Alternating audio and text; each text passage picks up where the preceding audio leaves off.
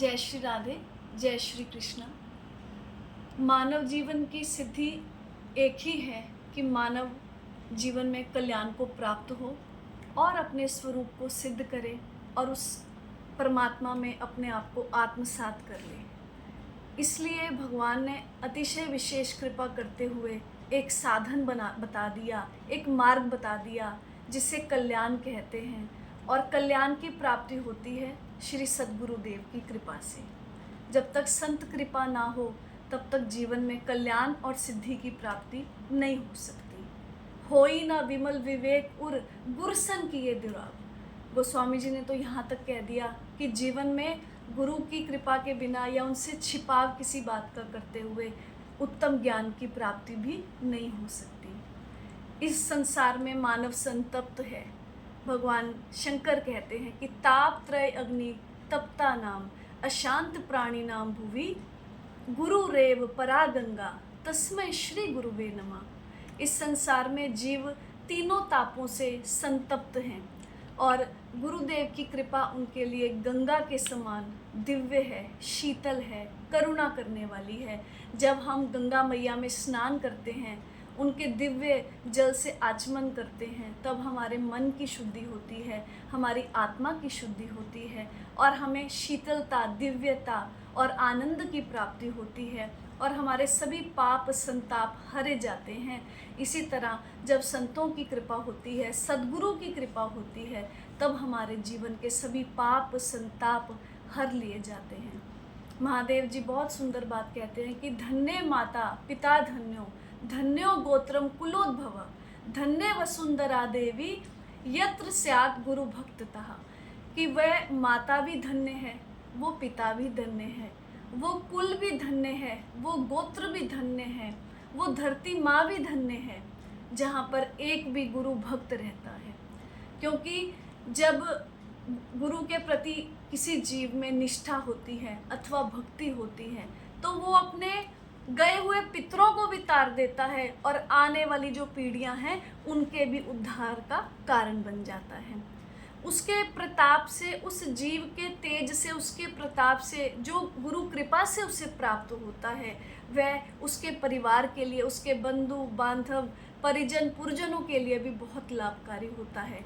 इसीलिए जहाँ एक भी गुरु भक्त रहता है वो धरती भी धन्य हो जाती है। माता पिता तो धन्य होते ही हैं, वो कुल गोत्र भी धन्य हो जाते हैं। जीवन में हम बहुत कार्य करते हैं, हम तीर्थों पर जाते हैं, हम अन्य स्थानों का दर्शन करते हैं, भगवान ने जहाँ जहाँ लीलाएं की हैं वहाँ वहाँ हम प्रणाम करते हैं, बहुत अच्छी बात है। पर यदि निष्ठा से गुरुदेव को प्रणाम कर लिया जाए तो उसके विषय में भगवान शंकर कहते हैं कि काशी क्षेत्रम गुरोद्भवा, कि जो गुरुदेव का जो स्थान है वो काशी है और जानवी चरणोदकम, और उनके चरणों को जब हम प्रक्षालन करते हैं, जो जल है वो गंगा मैया के समान है।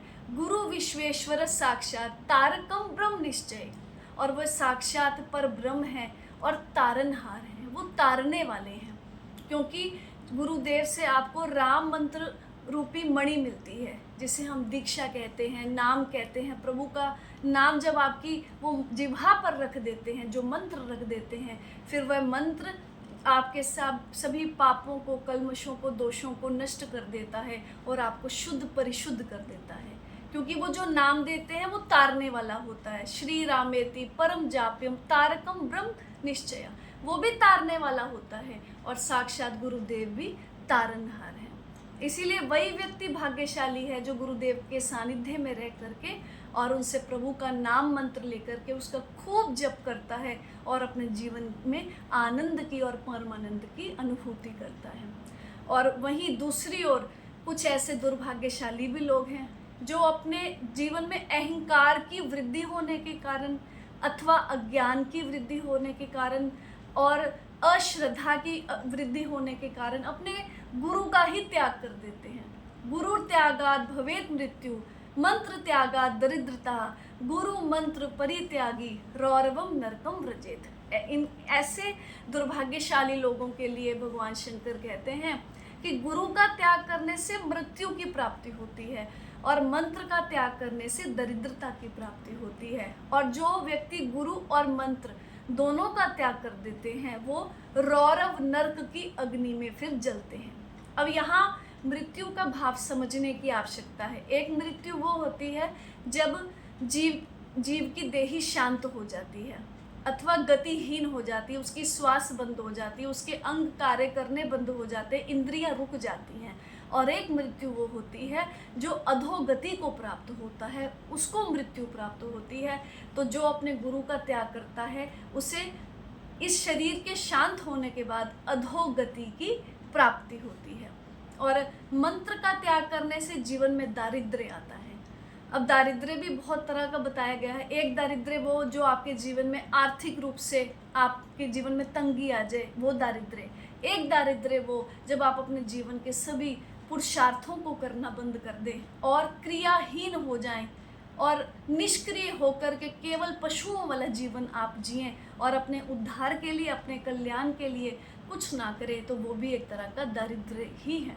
इसीलिए गुरु का त्याग करने से गुरुदेव को कोई अंतर नहीं पड़ता, परंतु जीव अपने कल्याण को त्याग देता है, अपने उद्धार के, अपने मंगल के सभी मार्गों को बंद कर देता है।